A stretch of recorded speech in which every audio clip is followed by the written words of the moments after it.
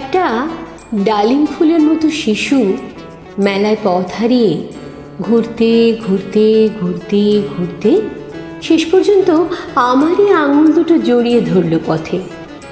আমিও তো ব্যস্ত, মেলায় বাউল গান, ছৌ নাচ, মুখোশ, তাণ্ডব, কত কি, তাছাড়া নাগরদোলা, চরকিবাজি, ফুলের খাবার, কত কি। আমার কি তেমন সময় আছে? সে শিশু আমার আঙুল দুটো ধরে বলেই যাচ্ছে তানপুরার মতো, বাড়ি যাব, বাড়ি যাব, বাড়ি। আমি বললুম, সেখানে কি হাসনুহানা জরির চাদর পরে রাতে, পাতার চামড়ে দোলে চাঁদ? সে বলে, বাড়ি যাব।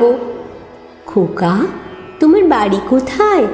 পথের নাম জানো? সেখানে কি একটা কৃষ্ণচূড়া? সে বলে, বাড়ি যাব। আমি বললুম, সাপের চোখের মতো পদ্ম দিঘি ঘাটে শীতের বাতাস তোলে ঢেউ? সে বললে, বাড়ি যাব। সে তখনও বলে যাচ্ছে, বাড়ি যাব, বাড়ি যাব। তার চোখের পাতায় ভিজে জুঁই। সারা পথ ধুলো পায়ে হেঁটে যাচ্ছি। সব খেলা শেষ। ভেজা উনুনে ছেড়ে ছাই রাতের কুকুর ডেকে ওঠে। আমি হাঁকছি, পথে, প্রান্তরে, গলিতে, ঘুঁজিতে, মাঠে, নিদ্রালু পাতাতে, বাড়ি আছো কেউ? হে, কেউ চেনো একে? কেউ চেনো?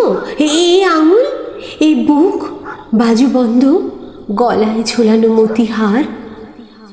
ধ্বনি থেকে প্রতিধ্বনি আমার গলায় ফিরে আসে। হঠাৎ কখন দেখি আমার হাতের পাশে কোমল আঙুলগুলো নেই। সে শিশু কখন ছিঁড়ে বের, রূপুর পাহাড়ে একা হয়েছে চড়ুই। আমি তো খুঁজেই যাচ্ছি ডেরা, একে একে কৃষ্ণচূড়া, হাসনুহানা, পাতার চামড় ঘেরা রাতে ডেকে যাচ্ছি সারা রাত, বাড়ি আছো, বাড়ি আছো, কেউ চেনো একে? এই বুক, এই বাজু বন্ধ, গলায় ঝোলানো মতিহার। সে স্বর কখন দেখি মল ছেঁড়া শিশুটির মতো হয়েছে আমার।